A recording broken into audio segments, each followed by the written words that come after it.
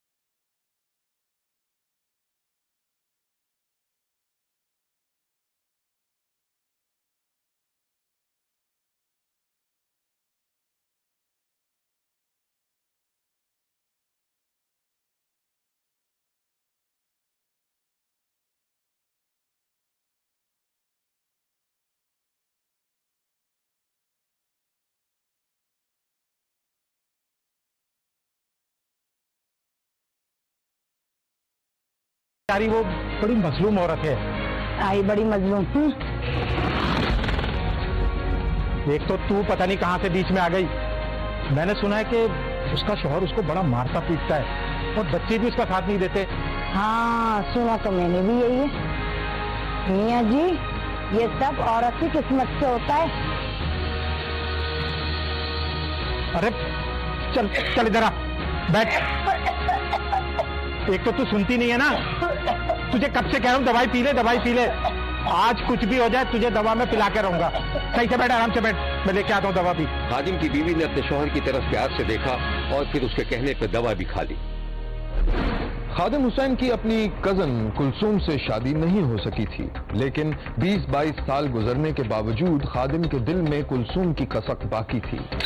دونوں کی شادیاں ہو چکی تھیں، دونوں طرف بیٹے تھے۔ خادم اپنی بیوی کا خیال رکھتا تھا، لیکن ایک دن وہ طویل بیماری کے بعد انتقال کر گئی اور خادم حسین کا جی چاہا کہ کسی طرح کلثوم کو حاصل کر لے، لیکن اس کا شوہر زندہ تھا اور 2 جوان بیٹے بھی۔ ایک ہی راستہ تھا، یا تو کلثوم کا شوہر طبعی موت مر جائے یا پھر کلثوم کو طلاق دے دے۔ خادم کے ذہن میں یہ بھی خیال پیدا ہوا کہ کلثوم کے شوہر کو ٹھکانے بھی لگایا جا سکتا ہے۔ شبیر نے دیکھا کہ کلثوم اپنے دونوں بیٹوں سے کچھ بات چیت کر رہی تھی۔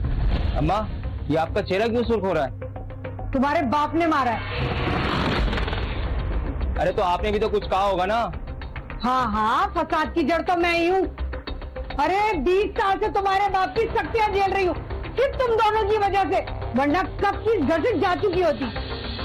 ماں تم دونوں کی چک چک کی وجہ سے نا ہم دونوں کی زندگی برباد ہو کر رہ گئی ہے۔ بھائی کس طرح بات کر رہے ہو ماں سے؟ کوئی طریقہ ہے بات کرنے کا؟ دیکھو بڑا بننے کی کوشش مت کر، میں جا رہا ہوں یہاں سے. پھر بھی کوئی طریقہ ہوتا ہے بات کرنے کا، ماں ہے وہ ہماری یار. ابھی دیکھ تم نے چلنا ہے تو چل میرے ساتھ، ورنہ میں جا رہا ہوں. ماں جا رہا ہوں میں بھی اس کے ساتھ. آپ لوگوں کی یہ چک چک کبھی ختم نہیں ہوگی، ساری زندگی روتے رہو یہاں پہ. ہاں جاؤ تم دونوں، اور دیکھنا میں بھی جنگل میں چلی جاؤں گی، اور خبردار جو تم دونوں میرے پیچھے آئے. بیٹے ماں سے بدتمیزی کر کے چلے گئے تھے کہ اس دوران کلثوم کا شوہر اپنے کام سے واپس آ گیا. یہ کھوپڑا کیوں سوجا ہوا ہے اور کہاں جانے کا ارادہ ہے؟ مجھ سے پوچھ رہے ہو؟ تمہیں نہیں معلوم رات کو نشے میں تم نے کتنے تھپڑ مارے؟ ہاں تو تم نے بھی کوئی ایسی ویسی حرکت کری ہوگی. اچھا سن، معاف کر دینا. معاف کر دوں میاں، وہ وقت گزر چکا ہے.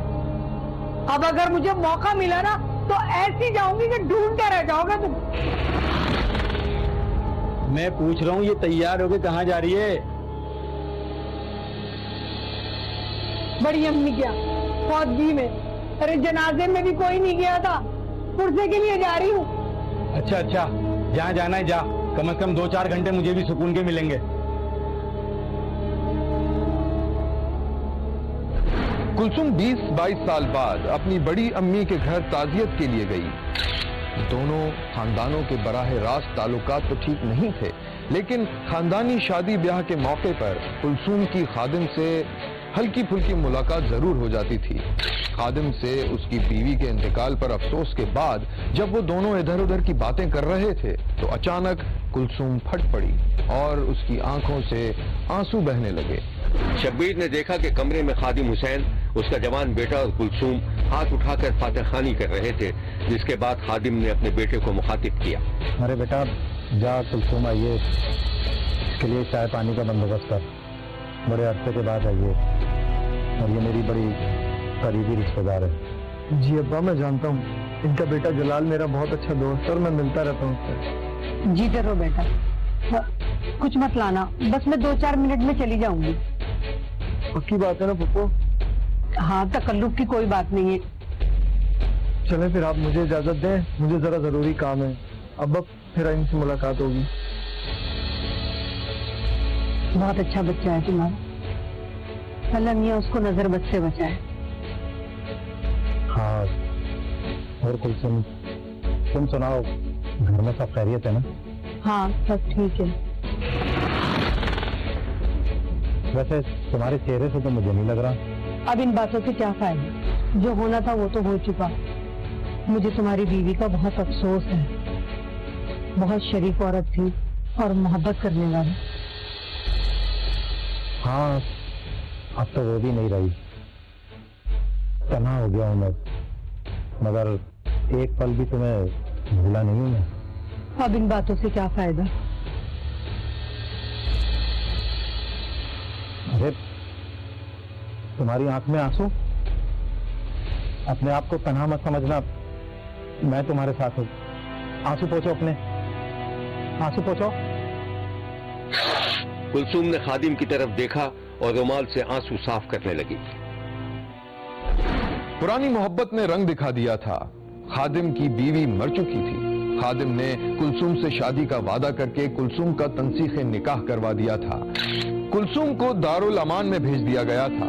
عدت ختم ہونے کے بعد خادم اور کلثوم نے نکاح کیا تو کلثوم کے جوان بیٹوں پر قیامت گزر گئی اور انہوں نے اپنی ماں کے دوسرے شوہر کو قتل کرنے کا نہ صرف منصوبہ بنایا بلکہ ایک دن موقع پا کر اسے قتل بھی کر دیا.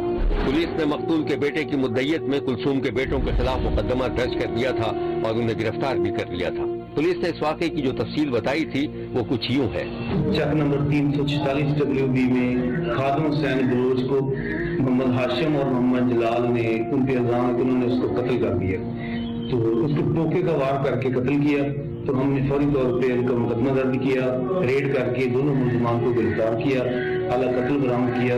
تفتیش انشاءاللہ تفتیش جاری ہے. شبیر نے لودھرا کے نواحی علاقے 346 WB میں پیش آنے والے اس واقعے پر افسوس بھی کیا ہے اور اس کی مذمت بھی کی ہے.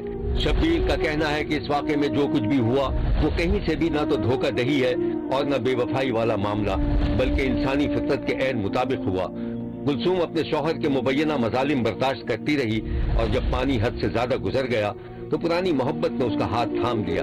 अभी वो नए सफर पर रवाना ही हुई थी कि उसे एक बार फिर तन्हा कर दिया गया। शब्बीर का कहना है कि कुलसूम के बेटों जिन पर मुबैना कत्ल का इल्जाम है उनका रद्द अमल जज्बाती और फितरी था, लेकिन इंतहाई कदम उठाने से पहले उन्हें 10 बार सोचना चाहिए था। बहरहाल कत्ल तो कत्ल है और इसकी सजा भी मुकर्रर है जो मुल्जिमान को जरूर, क्योंकि कोई देखे न देखे शब्बीर तो देखेगा।